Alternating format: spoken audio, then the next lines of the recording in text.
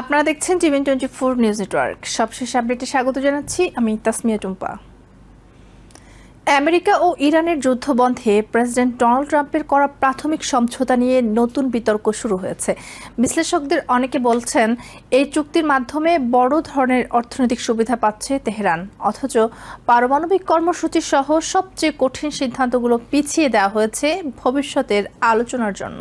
সমালোচকদের দাবি, যুদ্ধের পর চাপের মুখে থাকার কথা থাকলেও এই সমঝোতা ইরানকে অর্থনৈতিকভাবে ঘুরে দাঁড়ানোর বড় সুযোগ করে দিতে পারে।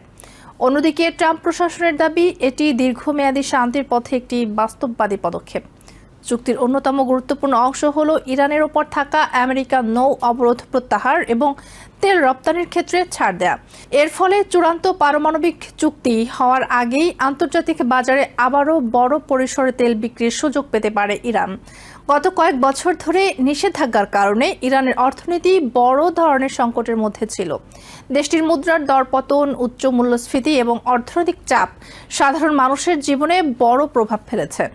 নতুন ছাড় কার্যকর হলে তেল বিক্রি থেকে বিলিয়ন বিলিয়ন ডলার আয় করতে পারে তেহরান। বিশ্লেষকদের মতে এটি ইরানের অর্থনীতির জন্য বড় ধরনের লাইফলাইন হিসেবে কাজ করবে। তবে বিনিময়ে ইরানকে এখন পর্যন্ত যে বড় পদক্ষেপ নিতে হয়েছে সেটি হলো আগামী 60 দিনের জন্য হরমুজ প্রণালী দিয়ে বাণিজ্যিক জাহাজ চলাচল নিশ্চিত করা। বিশ্বের সবচেয়ে গুরুত্বপূর্ণ জ্বালানি পরিবহন পথগুলোর একটি এই হরমুজ প্রণালী। যুদ্ধের সময় এটি বন্ধ হয়ে যাওয়ার আশঙ্কায় বৈশ্বিক তেল বাজারে অস্থিরতা তৈরি হয়েছিল। তবে সমঝোতায় 60 দিনের পর এই জলপথ ব্যবহারের জন্য ফি বা নতুন নিয়ম চালুর সুযোগ পুরোপুরি বন্ধ করা হয়নি বলে মনে করছেন বিশ্লেষকরা।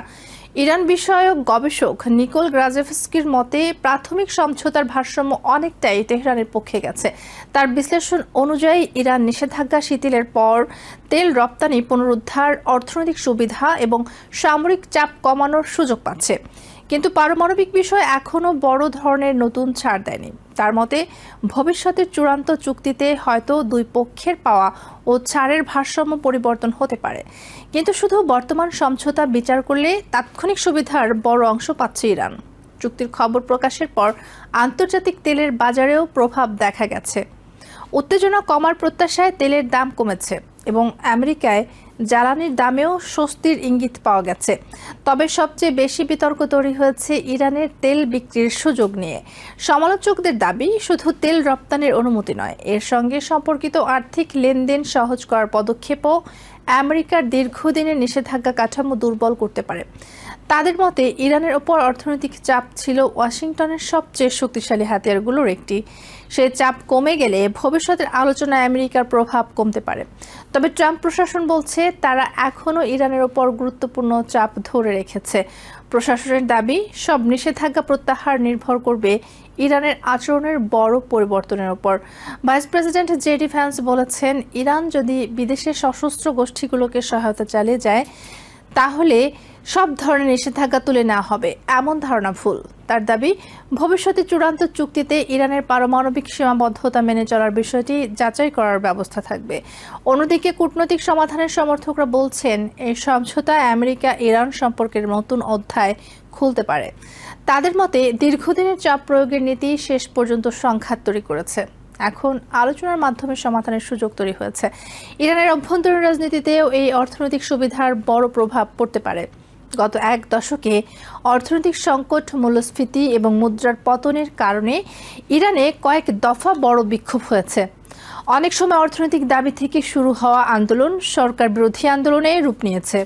তেল আয়ের নতুন সুযোগ ইরানের মুদ্রাকে কিছুটা স্থিতিশীল করতে এবং সরকারের অর্থনৈতিক চাপ কমাতে সাহায্য করতে পারে। তবে বিশ্লেষকদের মতে শুধু নিষেধাজ্ঞা প্রত্যাহার করলেই ইরানের সব সমস্যা শেষ হবে না। দুর্নীতি, অর্থনৈতিক অব্যবস্থাপনা এবং অভ্যন্তরীণ নীতিগত সমস্যা এখনও বড় চ্যালেঞ্জ হিসেবে থাকবে। অনেকে আবার প্রশ্ন তুলছেন, যদি এমন সমঝোতায় শেষ পর্যন্ত করতে হয় তাহলে কয়েক মাসের যুদ্ধের প্রয়োজন ছিল কেন? তাদের মতে যে বিষয়গুলো এখন আলোচনার মাধ্যমে সমাধানের চেষ্টা হচ্ছে সেগুলো যুদ্ধ ছাড়াই কূটনৈতিক পথে করা সম্ভব ছিল। সবচেয়ে বড় অনিশ্চয়তা এখনও ইরানের পারমাণবিক কর্মসূচি ঘিরে। চুক্তির কঠিন অংশগুলো আগামী 60 দিনের আলোচনার জন্য রেখে দেওয়া হয়েছে। বিশ্লেষকদের মতে এই সময়ে ঠিক করবে ট্রাম্পের সমঝোতা সত্যিকারের শান্তির পথ তৈরি করবে নাকি শুধু বড় সমস্যাগুলোকে ভবিষ্যতের জন্য পিছিয়ে দেবে।